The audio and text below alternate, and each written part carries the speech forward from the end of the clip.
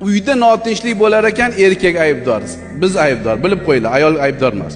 Chunki ayol gapiraveradi. Ojiza bir nima. Biz siyosat qilishni o'rgan. Birinchidan tilimiz shirin bo'lish kerak. So'kish degan narsani. Mana namozga kelganlar so'kiladi. Astagfirulloh. So'kish jukunikku. Faxriddin Roziyning tafsirlarida o'zim o'qidim. Hadis, sahih hadis.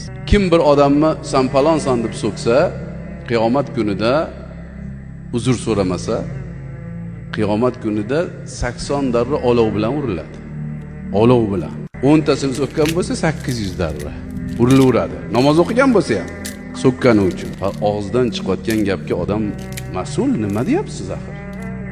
So'kishlar bay. Men ishda yuraman deb urishganga, voy.